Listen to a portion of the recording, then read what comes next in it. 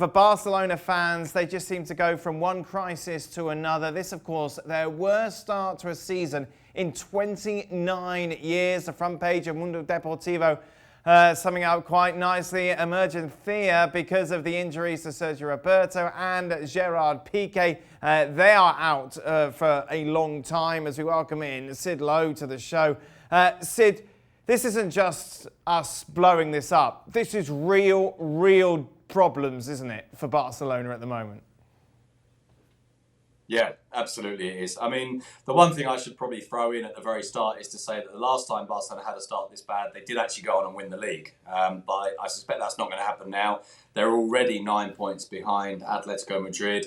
Their results have been poor. Their performances haven't been convincing. And as you say, the injury in particular to Gerrard Piqué, obviously it matters to lose Sergio Roberto for a couple of months. But the possibility that maybe Piqué will not play again this season is a real crisis for them. They don't really have central defenders available. Piqué is so important to the way that they play on top of everything else. And I think you're right. It's not just us overplaying this. It's not people getting massively overexcited. This is a proper, fully blown crisis. And it's a fully blown crisis at every level, because this isn't just about the sporting side of things, as we know. It's about the institutional side of things. It's about the economics of the club. And there will be presidential elections in January. But whoever comes in is going to have an enormous mess to sort out. And to be honest, a mess that can't be sorted out, not in the short term anyway. Yeah, that's it as well. Short term, you look at it, never mind winning La Liga, this is the Barcelona side you could genuinely discuss whether or not they're going to make the top four.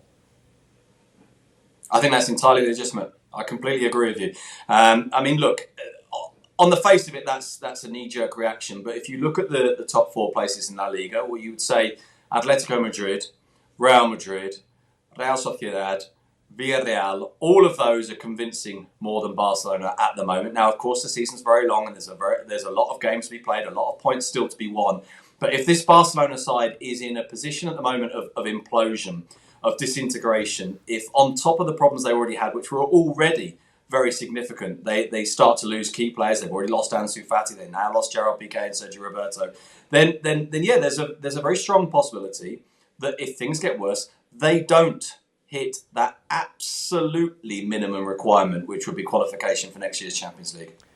With everything going on, focus continues to be on Lionel Messi. Nowhere near his best. What's going on? Well, look, I think what's going on with Lionel Messi, I mean, there's a number of elements to this. One of them, of course, is his age. This was likely to happen at some point. I'm not necessarily saying with that, by the way, that I think he's reached the end, but I think it does mean that recovery times probably become longer, and he's just come back from international duty, a 15-hour flight back home.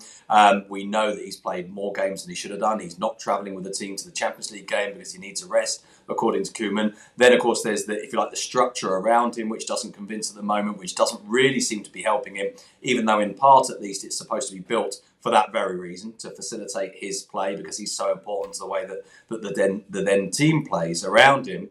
I think there's also, of course, an emotional element to this, and it's impossible for us to judge that with any kind of precision, but we know that this is a player who didn't want to be here.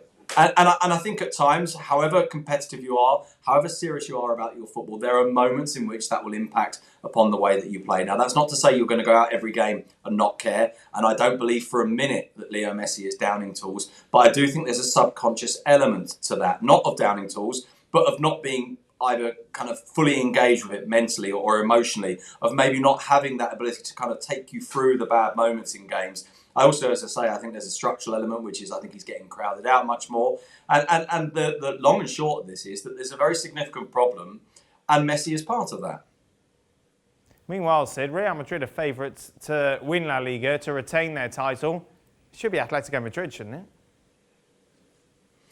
Well, maybe it should. Atletico Madrid, of course, are trying to avoid this kind of narrative, this kind of discourse, which, by the way, the whole of the Spanish media is trying to pin on them. And it was quite interesting watching the response to the game on Saturday night, watching the way that the media reacted over Saturday night and throughout Sunday. this kind of attempt to make Atletico Madrid embrace the idea that they're not just candidates but favourites for the title. And there was almost a kind of accusatory tone to all of this and saying, well, why won't you accept this? Why won't you say, yes, we're favourites? As if any manager ever says, oh yeah, by the way, we're going to win this competition. As if Simeone, of all people, is going to embrace that. But one person who did let their guard slip ever so slightly was Koke, who after the game on Saturday night said, well, why not dream?